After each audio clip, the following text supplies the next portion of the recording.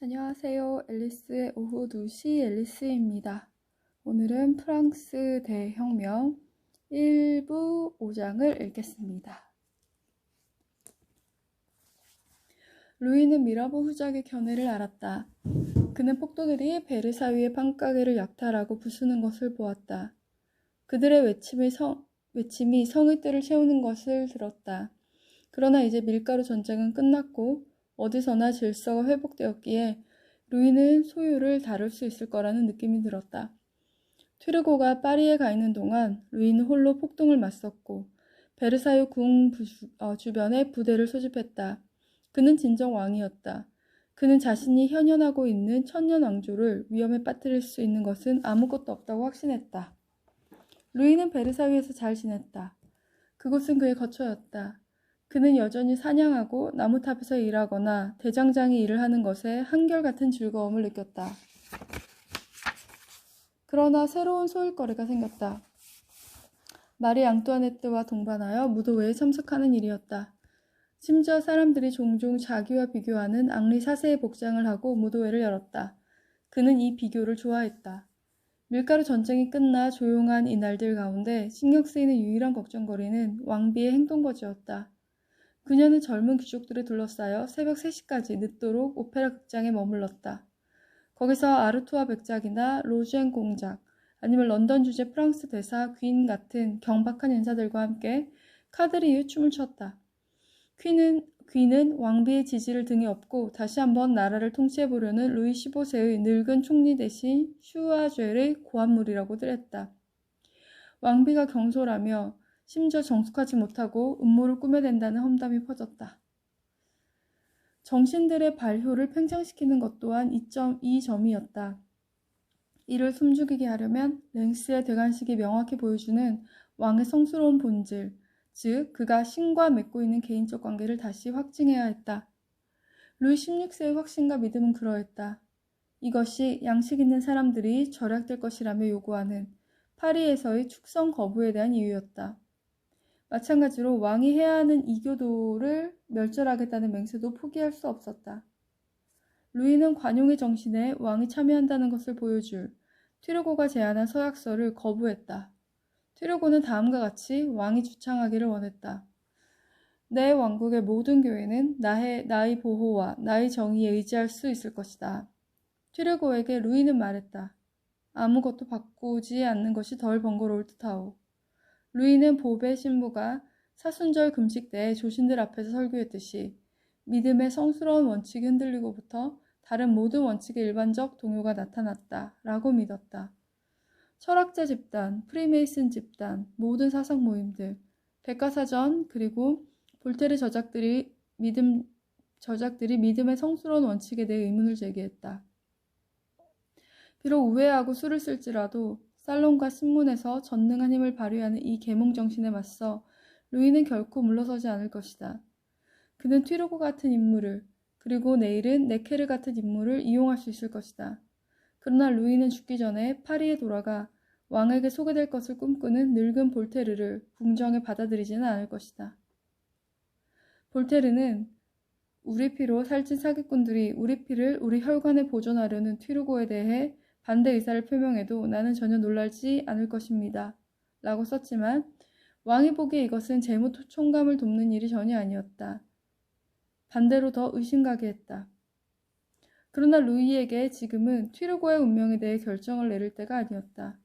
오히려 프랑스 왕이 신권에 의해 왕이 되었음을 백성들에게 보여주어야 할 때였다. 클로비스 대제가 세례를 받은 랭스에서 1775년 6월 11일 대관식이 열리게 될 것이다.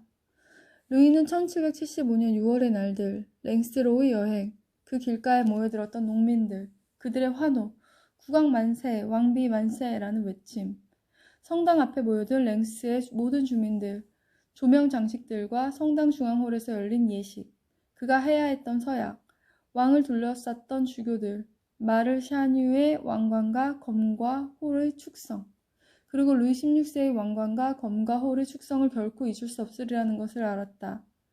왕은 절을 하고 자색 융단 포석에 엎드렸다가 무릎을 꿇은 채 이마에 생트 앙풀의 성유로 도유식을 받았다.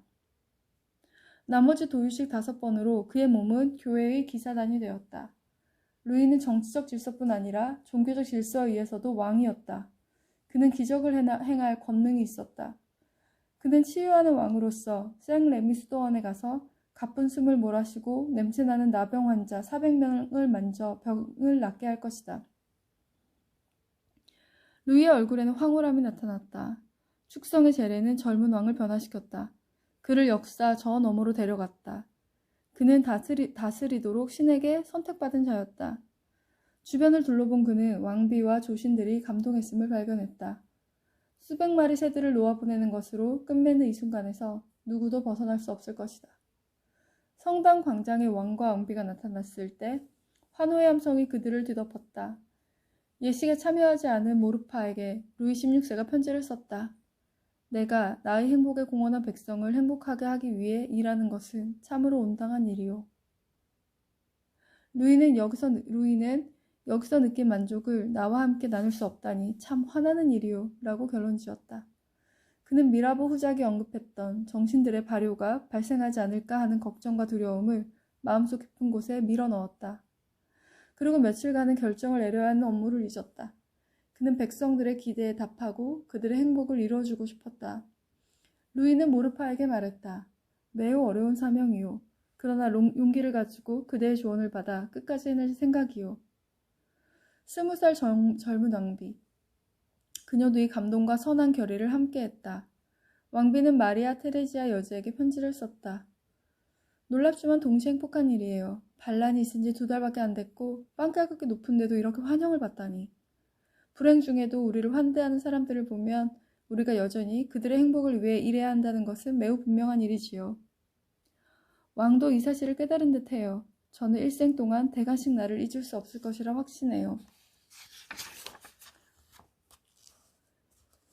이들은 1775년 6월 15일 오후 랭스를 떠나 먼저 콩페이뉴에 다다랐다. 장대한 마차 행렬이 즐겁게 달렸다. 모든 피곤에서 자유롭소. 루이가 모르파에게 편지했다. 우리가 함께 이야기했던 조치들에 대해 생각하셨기를 바라오. 루이가 덧붙였다. 언제나 백성의 행복에 관한 것이었다. 예식의 군중팀에서 할 수 있는 만큼 나의 입장에서 그 조치들에 대해 생각해 보았소. 그 순간에 모든 것이 가능해 보였다. 하느님이 그를 선택했기 때문이다. 파리에서 백성들의 마중을 받을 것이었다. 수많은 이들이 노트르담 성당 앞에 그리고 시청 앞에 모였다. 그러나 성난 폭우 때문에 사람들이 흩어졌다. 대학 한가운데 있는 루이르 그랑 중등학교 앞에 잠시 멈출 예정이었다. 마차가 멈추었으나 비가 너무나 거셌기에 왕도 왕비도 마차에서 내리지 않았다. 마차 문을 여는 것으로 만족했다. 거기에 한 젊은이가 교사들에 둘러싸여 길바닥에 무릎을 꿇고 있었다. 그는 1시간도 더 전부터 마차를 기다리고 있었다. 폭우 아래 움직이지도 않은 채 흠뻑 젖어서 머리카락은 이마에 붙었고 옷도 빗물에 흠뻑 젖어 있었다. 그는 이 학교 수사학 반에서 가장 뛰어난 학생으로 왕가 사람들을 위해 축사를 입도록 선택되었다. 그는 글을 읽었다. 그러나 빗소리에 목소리가 눌렸다. 그는 1758년 5월 6일 아라스에서 태어났다. 왕보다 겨우 4살 어렸다. 그는 변호사가 되고 싶어 했다. 그의 이름은 막시밀리앙 로베스피에르였다. 와, 여기까지 1부 4장을 읽었습니다. 아니네. 5장이었네요. 여기에서 드디어 로베스피에르가 등장하네요. 와, 이렇게 읽으니까 역사책 읽는 것보다 진짜 재밌습니다. 그러면 우리 6장에서 만나요. 앨리스의 오두시 앨리스였습니다.